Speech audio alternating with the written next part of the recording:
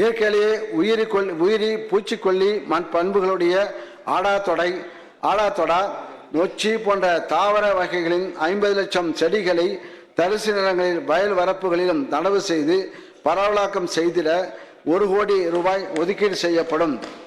பழங்காலத்தில் நம் தமிழர்கள் நல்ல உணவு பழக்க வழக்கத்தினாலேயே நல்வாழ்வு வாழ்ந்தனர். இதனை ஊக்குவிக்கும் விதமாக நீரிழிவு நோயை கட்டுப்படுத்த வல்ல சீவன் சம்பா போன்ற மருத்துவ குணம் கொண்ட பாரம்பரிய நெல் ரகங்கள் 2024-25 ஆண்டில் 1000 ஏக்கர் பரப்பளவில் சாகுபடி செய்யும் வகையில் விதை விநியோகம் செய்யப்படும். நெல் ஜெயராமன் அவர்களின் மரபுசார் நெல் ரகங்கள் பாதுகாப்பு இயக்கத்தில் பாரம்பரிய நெல் ரகங்களான 60ஆம் குருவை, பூங்கார், தூயமல்லி, சீரக சம்பா, மாப்பிள்ளை சம்பா, சீவன் சம்பா, கருப்பு கவனி போன்றவற்றின் விதைகள் உற்பத்தி செய்யப்பட்டு விவசாயிகளுக்கு விநியோகிக்கப்படுகின்றன. இத்திட்டத்தில் 2023-24 ஆண்டில் 20,979 விவசாயிகள் பாரம்பரிய நெல் ரகங்களை 12,400 ஏக்கர் பரப்பில் சாகுபடி செய்து பயனடைந்தனர்.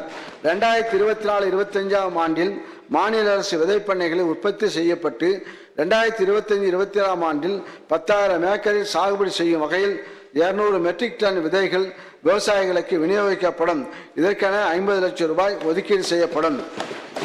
புரதம், நார்ச்சத்து, கால்சியம், இரும்பு சத்து, வைட்டமின்கள் ஆகியவை அதிகம் உள்ள பாரம்பரிய சிறுதானியங்கள் பயிறு வகைகள் இரத்தத்தில் சர்க்கரை அளவினை கட்டுக்குள் வைத்திருக்கவும், உடல் எடையை குறைக்கவும், நோய் எதிர்ப்பு சக்தியை அதிகரிக்கவும் செய்கின்றன.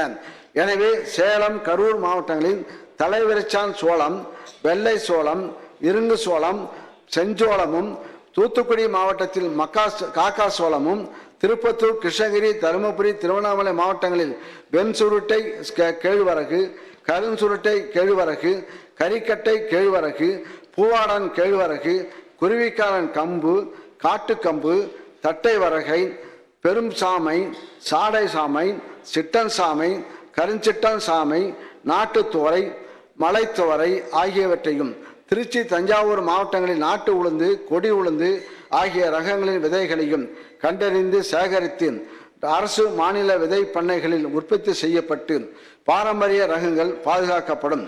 இவை புதிய ரகங்களை உருவாக்கிடவும் பயன்பாட்டில் உள்ள ரகங்களை மேம்படுத்துவதற்காகவும் பயன்படுத்தப்படும். உயிர்ம வேளாண்மைக்கென திட்டங்கள், சான்றளிப்பு முறைகள், நடைமுறைகள் குறித்த விழிப்புணர்வு, இயற்கை இடுபொருட்கள் தயாரிப்பிற்கான பயிற்சிகள், உயிர்ம வேளாண் பொருட்களை சந்தைப்படுத்துதல் போன்ற செயல்பாடுகள் அனைத்து விவசாயிகளுக்கும் சென்றடைய வேண்டும் என்பதற்காக வட்டாரத்துக்கு ஒரு கிராமம் தேர்ந்தெடுக்கப்பட்டு உயிர்ம வேளாண்மைக்கான மாதிரி பண்ணை உருவாக்கப்பட்டு இதில் விவசாயிகளுக்கு ஊக்கம் அளிக்கப்படும். இதற்கான 38 லட்சம் ரூபாய் ஒதுக்கீடு செய்யப்படும். செய்திகளை உடனுக்குடன் தெரிந்து கொள்ள உடனே சப்ஸ்கிரைப் பண்ணுங்க.